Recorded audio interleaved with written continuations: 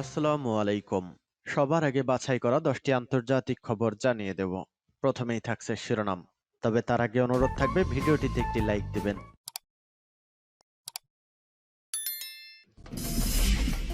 জানিয়ে দেব সর্বশেষ আপডেট আন্তর্জাতিক সংবাদ। শুরুতেই শিরোনাম। ইউক্রেনীয় বাহিনীর হামলায় বিধ্বস্ত রাশিয়ার ৩ এলিট ইউনিট। এদিকে উইঘুর অধ্যুষিত অঞ্চল কাশগড়কে ঢেলে সাজাচ্ছে চীন সরকার। এরদোয়ান বললেন, পশ্চিমাদের যতটা বিশ্বাস করি রাশিয়াকেও ততটাই বিশ্বাস করি। ভয়াবহ মিথ্যা বলে যুদ্ধ শুরু করে রাশিয়া, অভিযোগ ইউক্রেনের। এদিকে আল আকসা মসজিদে ইসরায়েলি হামলায় সৌদি ও মিশরের নিন্দা। সর্বশেষ জানিয়ে দেব কানাডার কূটনীতিককে পাল্টা বহিষ্কার করে ভারতের আলটিমেটাম। এতক্ষণ শুনছিলেন সংবাদ শিরোনাম, এবারে বিস্তারিত। আজকের সংবাদ সম্পর্কে আপনার মূল্যবান মতামত কমেন্ট করে জানিয়ে দিন কোন স্থান থেকে আমাদের সংবাদ শুনছেন এবং দেখছেন। ইউক্রেনীয় বাহিনীর হামলায় বিধ্বস্ত রাশিয়ার ৩ এলিট ইউনিট। ইউক্রেনের স্থল বাহিনীর জেনারেল ইন কমান্ড দাবি করেছেন, তাদের সেনাদের হামলায় পুরোপুরি বিধ্বস্ত হয়ে গেছে রাশিয়ার সেনাবাহিনীর ৩টি এলিট ব্রিগেড। এই ব্রিগেডগুলো দোনেস্ক অঞ্চলে মোতায়েন ছিল। General in command general Oleksandr Syrskyi সোমবার এমন দাবি করেছেন। তিনি আরও জানিয়েছেন, তাদের সেনারা ক্লিস্টিভকা এবং আন্দ্রিভকা গ্রাম দখল করেছে। বিধ্বস্ত শহর বাকমুতের কাছে অবস্থিত এই গ্রাম দুটি কৌশলগতভাবে খুবই গুরুত্বপূর্ণ এবং এগুলো তাদের জন্য গুরুত্বপূর্ণ ব্রেকথ্রু ছিল। এ ব্যাপারে এক বিবৃতিতে জেনারেল বলেছেন, বাকমুত সেকশনের লড়াইয়ে শত্রুদের কিছু সেরা ইউনিট বিধ্বস্ত হয়েছে এবং সম্পূর্ণভাবে যুদ্ধ করার ক্ষমতা হারিয়েছে। ইউক্রেনীয় কমান্ডার যেসব ইউনিটের কথা বলেছেন সেগুলো হলো ৭২তম মোটর রাইফেল ব্রিগেড, ৩১তম ও ৮৩তম এয়ার অ্যাসল্ট ব্রিগেড। এ দুটি গ্রাম দখল করা সেনাদের প্রশংসা করে জেনারেল স্ট্রাস্কি জানিয়েছেন, তাদের সেনারা সামনে অগ্রসর হচ্ছে এবং কিছু জায়গায় রাশিয়ার প্রতিরক্ষা ভেদ করছে। তবে তিনি এও জানিয়েছেন, ইউক্রেনীয় বাহিনীর দখলকৃত সব অঞ্চল পুনর্দখল করতে বিভিন্ন দিক থেকে পাল্টা হামলা চালাচ্ছে রুশ বাহিনী। চলতি বছরে মে মাসে প্রায় ১০ মাস যুদ্ধ করে বাকমুত শহর দখল করেছিল ভাড়াটের সেনাবাহিনী ওয়াগনার গ্রুপ ও রুশ সেনারা, কিন্তু দখলকৃত স্থানে অবস্থান দৃঢ় করার আগেই পাল্টা আক্রমণ চালিয়ে সেগুলোর কিছু অংশ পুনর্দখল করে নিয়েছে কিয়েভের সেনারা। তবে গত শনিবার আদ্রিভকা গ্রামটি হারানোর দাবি অস্বীকার করেছে রাশিয়া। ইউক্রেন ও রাশিয়া কোনো দেশেরই এ দাবির সত্যতা যাচাই করতে পারেনি আন্তর্জাতিক গণমাধ্যমগুলো। তবে যুক্তরাষ্ট্রের যুদ্ধ বিষয়ক পর্যবেক্ষক সংস্থা ISWBU জানিয়েছে, ইউক্রেন বাকমুতের দিকে যে সাফল্য পর দাবি করছে সেটি ইঙ্গিত দিচ্ছে এদিকটায় অনেক ক্ষয়ক্ষতির শিকার হয়েছে রাশিয়া। সংস্থাটি আরও জানিয়েছে, ওই অঞ্চলে ইউক্রেনের সেনাদের পিছু হঠাৎ অভিযান চালিয়েছিল রাশিয়ার এয়ারবন ইউনিট, আর এই অভিযানে তারা বিধ্বস্ত হয়েছে। উইঘুর অধ্যুষিত অঞ্চল কাশগড়কে ঢেলে সাজাচ্ছে চীন। চীনের শিনজিয়াং প্রদেশের এক প্রাচীন শহর কাশগড়। উইঘুর মুসলিম অধ্যুষিত এই অঞ্চলে রয়েছে ২০০০ বছরেরও পুরনো ইতিহাস, ঐতিহ্য ও বহু জাতির সংস্কৃতি সংরক্ষণ করে চীনের সরকার নতুন রূপে ঢেলে সাজাচ্ছে নগরটিকে। মূল উদ্দেশ্য পর্যটকদের আকৃষ্ট করা। চীনের উইঘুর অঞ্চলের প্রাচীন শহর কাশগড়, এখানে ঘুরতে আসা হাজার হাজার পর্যটকদের প্রতিদিন অভ্যর্থনা জানানো হয় নেচে গে। মুসলিম অধ্যুষিত এই অঞ্চলে হাজার বছরের পুরনো ঐতিহ্য তুলে ধরতে প্রতিদিন বিকেল ৬টা থেকে পরিবেশন করা হয় সাংস্কৃতিক অনুষ্ঠানের পরই খুলে যায় পর্যটক কেন্দ্রের মূল ফটক। ভেতরের ইটের দোতলা দালানে ছোট বড় কয়েকশো দোকান, আর ওপরে থাকেন বাসিন্দারা। লতার মতো পেঁচানো গলির দুই ধারের মেলে ধরা পসরা দেখে মিলে হাজার বছরের প্রথাগত উইঘুরের জীবনযাত্রা, কৃষ্টি, সংস্কৃতি। এক পর্যটক বলেন, এই শহরটি অত্যন্ত রঙিন, এখানকার মানুষ অনেক বন্ধুসুলভ, এখানকার সংস্কৃতি চীনের অন্যান্য জায়গা থেকে ভিন্ন। ঐতিহ্যবাহী শহর দেখে মুগ্ধ হয়ে যায়। এছাড়াও কাশগড়ে আছে চীনের সবচেয়ে বড় মসজিদ। ১৪৪২ সালে নির্মিত এই ঈদগাহ মসজিদটিকে ঘিরে রীতিমতো পর্যটন কেন্দ্র গড়ে উঠেছে। আয়তনে ৬৮ একর জমির ওপর অবস্থানের, ভেতরে প্রাচীন আরবি ক্যালিগ্রাফি, টালির ছাপযুক্ত কাঠ সহ রয়েছে প্রাচীর স্থাপত্যের ছাপ। কাশগড় ঈদগাহ মসজিদের ইমাম মোহাম্মদ জুমা বলেন, নগরীতে মসজিদ আছে প্রায় ১৫০টি, এর মধ্যে সবচেয়ে বড় এবং পুরনো এটি। ১৯৬২ সালে সাংস্কৃতিক সংরক্ষণের জন্য এই মসজিদটিকে মনোনীত করে চীন সরকার। এখানে শিয়া সুন্নি নির্বিশেষে সবাই একসঙ্গে নামাজ পড়ে। কাশগড় জুড়ে পুরোদস্তুর মধ্য এশিয়ার আবহ, কারণ উইঘুর পাশাপাশি কাজাক ও কিরগিজরাও এই এলাকার বাসিন্দা। বেশিরভাগ পর্যটক আসেন চীনের বিভিন্ন প্রদেশ থেকে, তাই এখানকার সংস্কৃতি, পোশাক, সাজে তাদের বড্ড আকর্ষণ। হাজার বছরের পুরনো কাশগড় নগরীর ঐতিহ্য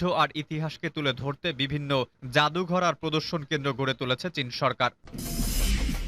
পশ্চিমাদের যতটা বিশ্বাস করি রাশিয়াকেও ততটাই করি, বললেন এরদোয়ান। তুরস্কের প্রেসিডেন্ট রিসেপ তাইপ এরদোয়ান বলেছেন তিনি পশ্চিমাদের যতটা বিশ্বাস করেন রাশিয়াকেও ততটাই বিশ্বাস করেন। সম্প্রতি রাশিয়ার প্রেসিডেন্ট ভ্লাদিমির পুতিনের সঙ্গে বৈঠক করেন এরদোয়ান। এ প্রসঙ্গে তিনি বলেন, পুতিনের সাথে কৃষ্ণ সাগরের শস্য চুক্তি পুনরায় শুরু করতে ব্যর্থ হয়েছেন তিনি। গত জুলাইয়ে মস্কো কৃষ্ণ সাগরের চুক্তি থেকে বের হয়ে যায়। নিউ ইয়র্কের মার্কিন সম্প্রচার মাধ্যম পিবিএসকে দেওয়া এক সাক্ষাৎকারে এরদোয়ান বলেন, তাদের উপর আস্থা না রাখার কোনো কারণ নেই। তিনি বলেন, পশ্চিমারা যতটুকু নির্ভরযোগ্য রাশিয়াও ততটাই নির্ভরযোগ্য।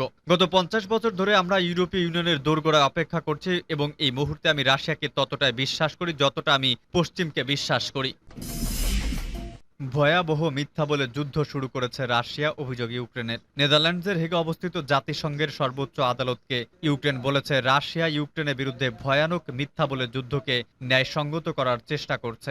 2022 সালের 24 ফেব্রুয়ারি ইউক্রেনে হামলা শুরু করে রাশিয়া। হামলা চালানোর আগে মস্কো দাবি করে কথিত গণহত্যা বন্ধ করার জন্যই তাদের বিশেষ অভিযান। ইউক্রেনের প্রতিনিধি আন্তপ করিনিভেস্টিভ আইসিসির বিচারকদের বলেন, আন্তর্জাতিক সম্প্রদায় সুরক্ষার জন্য গণহত্যা কনভেনশন গ্রহণ করেছে। অন্যদিকে রাশিয়া ধ্বংস করার জন্য গণহত্যা কনভেনশনকে ব্যবহার করছে। তিনি আন্তর্জাতিক ন্যায় বিচারক আদালতকে এই মামলার পূর্ণ শুনানির এখতিয়ার আছে বলে সিদ্ধান্ত নেওয়ার আহ্বান জানান এবং শেষ পর্যন্ত রাশিয়াকে মিথ্যা অজুহাতে আগ্রাসনের জন্য ক্ষতিপূরণ দিতে হবে বলেও উল্লেখ করেন।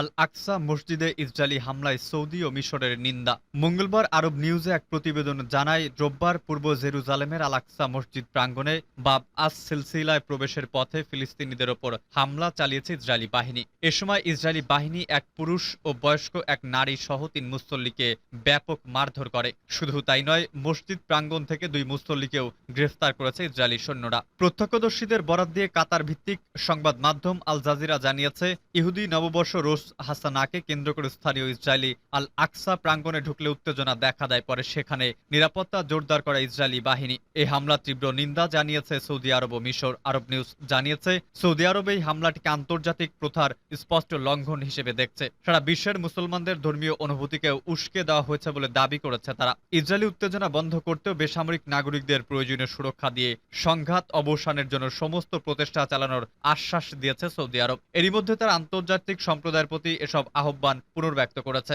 অন্যদিকে এক বিবৃতিতে মিশরের পররাষ্ট্র মন্ত্রণালয় ধরনের সহিংস কর্মকাণ্ড পুনরাবৃত্তির বন্ধ করার আহ্বান জানিয়েছে। এমন ঘটনা বিশ্বজুড়ে লাখ লাখ মুসলমানকে উস্কে দেয় এবং অধিকৃত ফিলিস্তিন অঞ্চলের সহিংসতা বাড়াতে উৎসাহিত করে বলে জানিয়েছে তারা।